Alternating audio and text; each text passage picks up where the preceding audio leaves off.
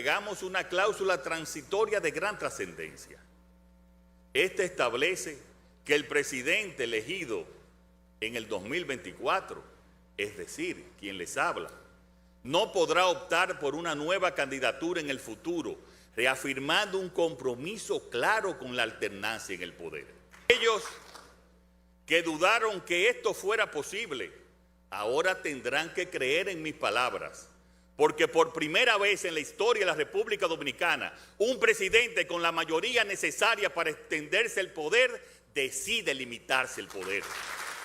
Bueno, esas fueron las palabras, parte de las palabras del discurso que dio el presidente en el día de ayer en la proclamación de la nueva Constitución, una reforma constitucional que él había soñado, que él había diseñado y que él logró que el Congreso aprobara. Y ayer lo estuvimos escuchando. Una pregunta, bueno, bienvenido Nacef Perdomo, ya te habíamos presentado antes de la pausa, abogado constitucionalista, amigo de esta casa, gracias por estar con nosotros en el día de hoy. Por invitarme. Recuerdo que hicimos una mesa sobre los famosos candados, que estuviste tú aquí, que dijiste, pero es que no es posible, ninguno de ustedes, los constitucionalistas, estuvo de acuerdo en que realmente se podía poner un candado. Ahora, en esta reforma ya definida la forma en que ese candado se realiza, él dice, no, y es verdad, es el primer presidente que ha dicho, no tengo intención de seguir y he hecho una reforma para inhibirme, para que se vea que no va a haber manera de que yo pueda continuar, o sea, de que yo pueda hacer otra reforma para que entonces se cambie lo de 2 años,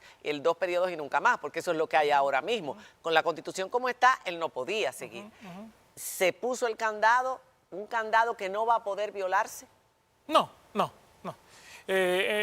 Mira, el discurso del presidente es un discurso que políticamente puede ser muy efectivo, lo dije hoy en las redes, pero el aspecto técnico, que obviamente él no es abogado, él no es quien diseñó esa parte del argumento, es incorrecto lo que dijo, por varias razones. Primero, porque en la misma reforma constitucional, la manera en que se llevó a cabo, se limitó la fortaleza de ese supuesto candado. Me explico. Acuérdate que incluso en la mesa cuando estuvimos aquí, yo decía, y no fui el único que lo dijo, hubo varios abogados que lo dijeron públicamente, que para tú afectar la cláusula pétrea, tú tenías que convocar un referéndum porque limitar el alcance de la reforma constitucional es modificar el procedimiento. Y modificar el procedimiento, según el artículo 272 de la Constitución, necesita un referéndum. Se dijo que eso no era así, de todas las formas, corrieron ríos de tinta, pero ¿qué hizo la Asamblea Nacional Revisora? Aprobó la disposición transitoria sexta, que existía antes, pero esta vez la volvieron a aprobar, que dice que por excepción, en este proceso de reforma constitucional no se iban a aplicar las reglas del 272 para el referéndum. Si no era necesario el referéndum, ¿era necesario ese transitorio? No. Pues entonces se están contradiciendo. Y han reconocido al aprobar eso que el referéndum era necesario y que ellos decidieron no aplicarlo. Pero otra cosa, esa cláusula transitoria, ¿afecta o no afecta el procedimiento de reforma? ¿Lo afecta? Pues ella misma necesitaba un referéndum y tampoco se va a celebrar. Entonces, lo que tenemos es que la Asamblea Nacional Revisora dijo, yo sé que estas son las reglas del juego, pero yo no las voy a obedecer porque no quiero. ¿Qué problemas trae eso? Trae varios problemas, sobre todo 2. Flavio Darío Espinal escribió un artículo hace unos meses en el que hablaba de un concepto jurídico que es el de paralelismo de las formas. Básicamente es lo siguiente. El procedimiento que tú necesitaste para introducir algo en la cláusula pétrea es el mismo que tú necesitas para sacarlo. Una mayoría normal en la Asamblea Nacional Revisora sin referéndum. Eso se saca. Y ya, pero hay otra cosa que es peor, que recuerdo que lo advertí cuando vine al programa. Se está dejando abierta la puerta para que ni siquiera llegue a convocar una Asamblea Nacional Revisora, a que el Tribunal Constitucional, esta composición u otra futura, decida que esa reforma constitucional nunca se completó porque no se cumplió algo que la Constitución y la propia Asamblea reconocen que tenía que haberse hecho. Entonces, ese es el camino más peligroso. Wow. Porque las reformas constitucionales a mí aquí hay una doctrina que dice que la Constitución, que mientras menos se cambie, yo no estoy de acuerdo con eso porque es una herramienta. Y las herramientas sirven en la medida en que se adaptan a la realidad en la que operan, ¿verdad? El problema es que con esto se ha abierto lo que ya ha pasado en Bolivia, en Venezuela, en El Salvador, en Colombia, en Costa Rica, y me parece que en Nicaragua, de que sea el Tribunal Constitucional que diga la prohibición de la Constitución, porque en todos esos casos fue el tema de la Constitución, que está en la Constitución no aplica o es nula. Y eso es peligroso porque entonces lo que estamos haciendo es abriendo la puerta a que sean los tribunales y no gente que tú le puedes tener todas las críticas que tú quieras, pero la votan los ciudadanos, quien decida cuál es el contenido de la Constitución. Y esa puerta ahora mismo está abierta. Yo no creo que deba hacerse. Y si yo fuera juez de un tribunal constitucional que le llegue ese caso, lo rechazo por dos motivos. Primero, porque la Constitución dice en su artículo 267 que ningún poder constituido puede anular una reforma constitucional. Y segundo, porque la Constitución no puede ser inconstitucional. La solución a eso es una solución que tiene que darse a través del proceso democrático, no que una decisión que tomen jueces. Pero se abrió la puerta para que se decida otra cosa. Pero eso es lo que interpretas tú. Otro podría interpretar otra cosa. Exactamente, y eso para mí es peligroso, porque esa puerta estaba casi cerrada en nuestro país.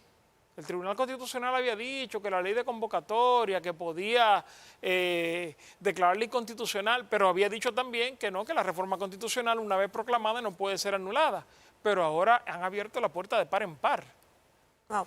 Nassef, ¿qué otros elementos? Porque obviamente empezamos con este que es el más controversial del tema de la reelección, pero ¿qué otros elementos de esta, bueno, ya proclamada nueva Constitución te llaman la atención y tú entiendes que podrían ser, en algunos casos se habla, por ejemplo, del tema de lo de La Vega, que era innecesario, porque al final refiere a la ley y es lo mismo que tenemos ahora.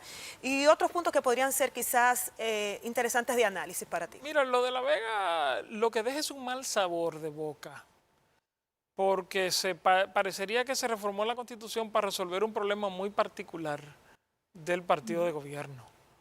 Y yo recuerdo que incluso cuando durante el proceso la gente percibió que eso se iba a hacer, que se iba a hacer a través de una disposición transitoria, hubo mucha queja, pero al final se aprobó como quiera, por otra vía.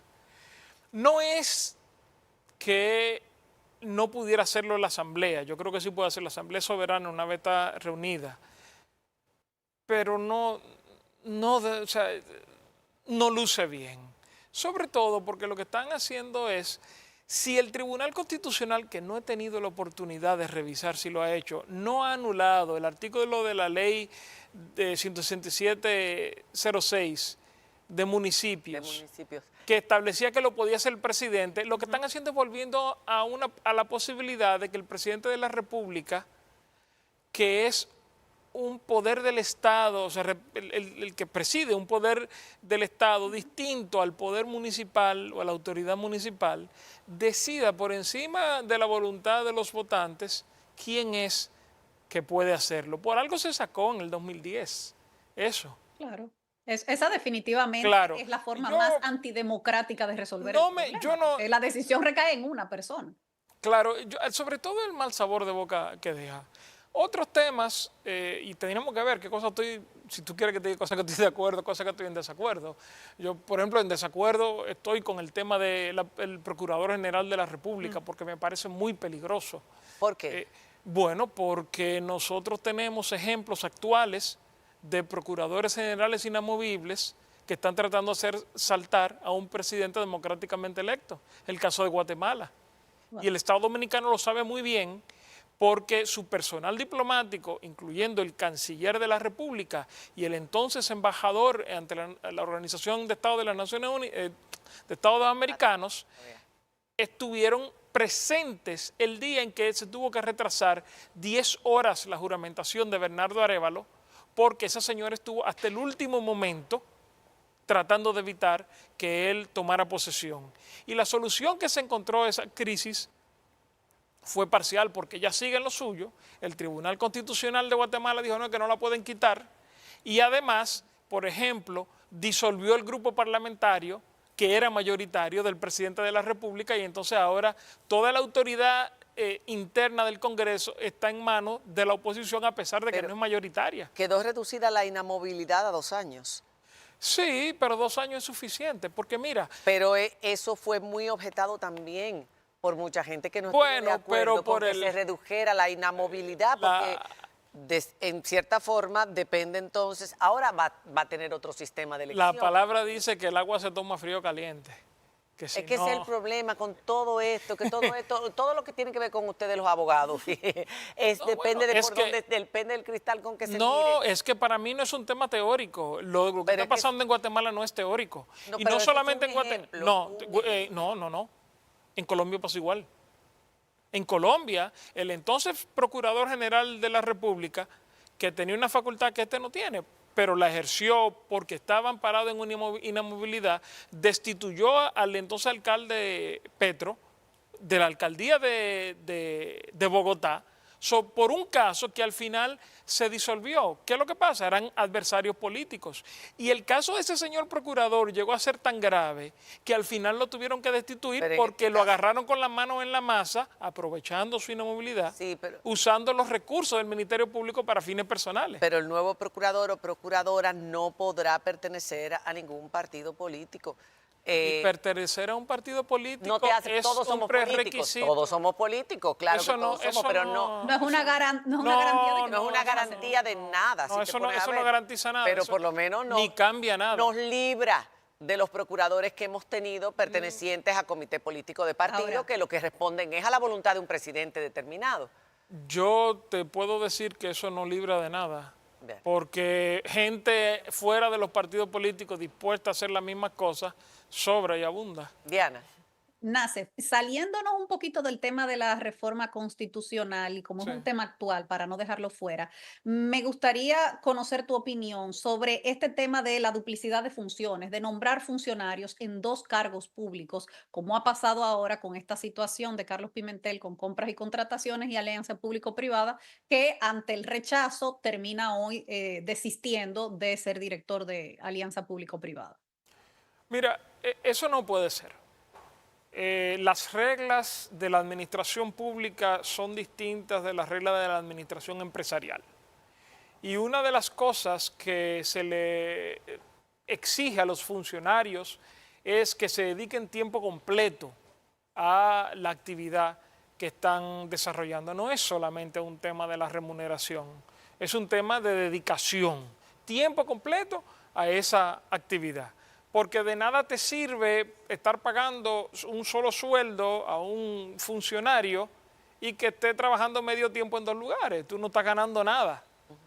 Entonces, yo creo que la reacción casi unánime de la comunidad jurídica y de las personas que opinan sobre estos temas te demuestra que eso no podía seguir así. Y yo creo que si es una práctica que a veces eso debe eliminarse, porque al final del camino eso va a generar más problemas que beneficios. Lo que entonces en todo caso debió haber ocurrido es que fuera absorbido esa dirección. Bueno, es que esa dirección se separó de compra y contrataciones. Sí, pero que lo que hemos visto es que no ha hecho prácticamente nada en 4 años. Sí, bueno, hay que ver. Han llegado muchos proyectos. Hay que ver las causas, pero unificar en una sola persona las funciones de compra y contrataciones con las funciones de alianza público-privada con el fin de que los proyectos salgan más rápido, eso no es lo que el legislador quiere. Por eso crea los órganos de control. Entonces, si tú lo unificas para disminuir la fortaleza de esos controles, eso también es un problema. Gracias, Nassef. No, a ustedes. Hacemos una pausa. Cuando regresemos, tenemos al Piro Eduardo Sánchez Tolentino y nuestro querido Ricardo Ripoll. Aquí somos pueblo, con una campaña que a usted le interesa. Ya volvemos.